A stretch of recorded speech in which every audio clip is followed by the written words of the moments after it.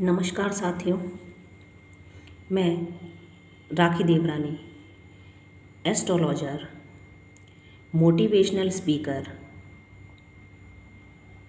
Tarot reader, एक बार फिर एक नए वीडियो के साथ आप सभी लोगों के सामने आ चुकी हूँ। अभी हाल ही में एक उभरता हुआ सितारा बिग बॉस से नई ऊंचाइयों को छूने वाला, नई ऊंचाइयों को पकड़ने वाला सिद्धार्थ शुक्ला अब हम सब लोगों के बीच नहीं रहा। सिद्धार्थ शुक्ला एक बहुत ही सुलझे हुए व्यक्ति थे, बहुत ही स्पिरिचुअल व्यक्ति थे। इनकी माता और सिद्धार्थ दोनों ही आध्यात्म से जुड़े हुए थे।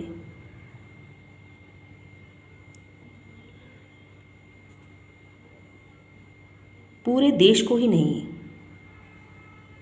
विदेश में भी सिद्धार्थ शुक्ला के दूर जाने का दुख सभी को है। सिद्धार्थ से प्रेम करने वाले असीमित लोगों का दायरा है, जो कि बिग बॉस के बाद से और ज़्यादा बढ़ चुका था। हम सभी को और उनके चाहने वालों को इतना दुख है जिसको हम बयां भी नहीं, कि एक उभरता हुआ सितारा अचानक ही कैसे गायब हो गया। आखिर क्या वजह थी कि एक हंसता खेलता हुआ चेहरा, आध्यात्म को समर्पित चेहरा,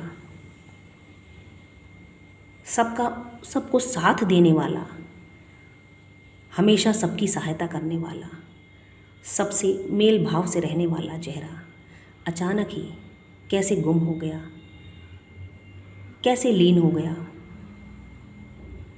हम सब जानने का प्रयास करते हैं और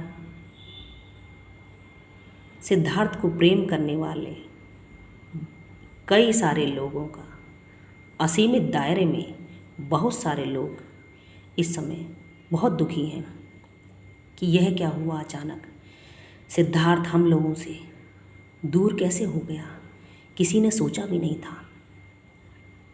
आज मैं सिद्धार्थ के साथ बीती घटनाओं की एक कहानी लेकर आई हूँ। मुझे जानकारी तो बहुत है, लेकिन कुछ बातों को गुप्त रखते हुए सिद्धार्थ के हृदय की व्यथा, उसके दिल का दर्द आप सबके सामने कहना चाहती हूँ।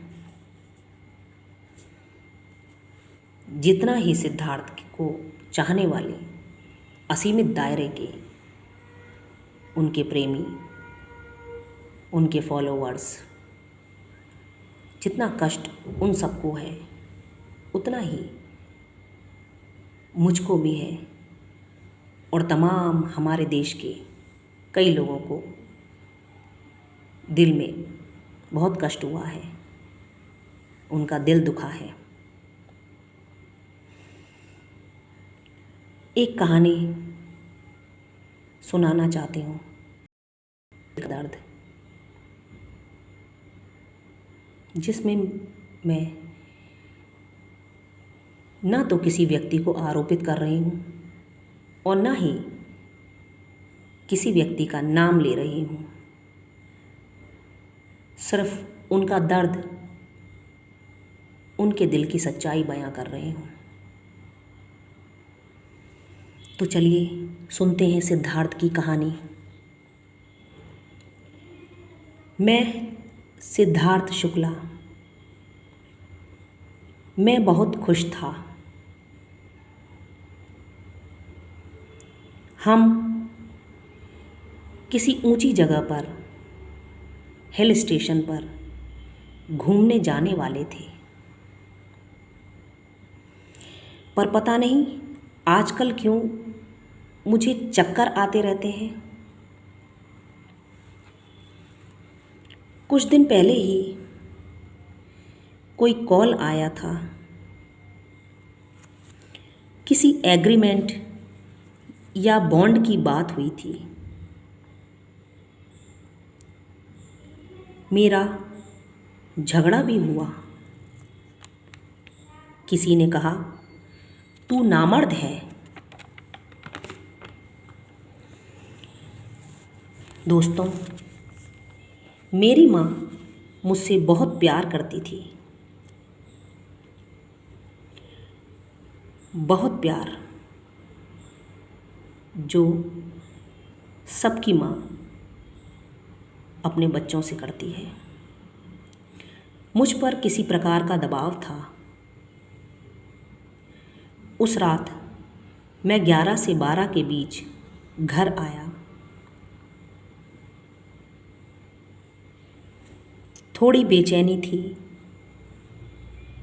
माँ किचन में गई और मेरे लिए दही लाई।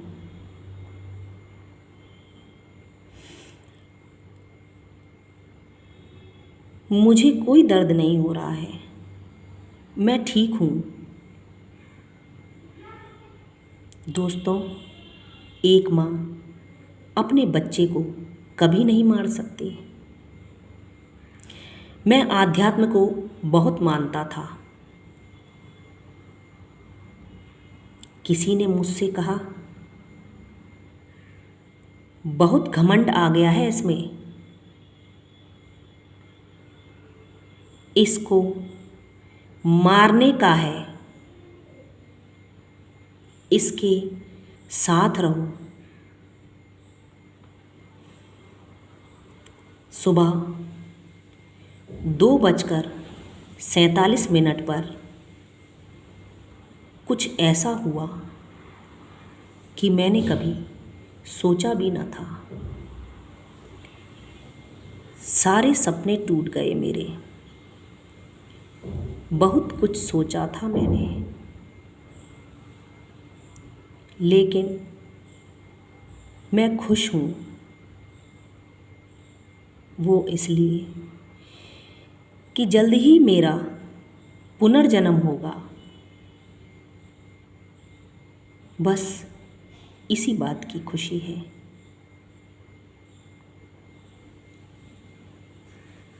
अलविदा दोस्तों।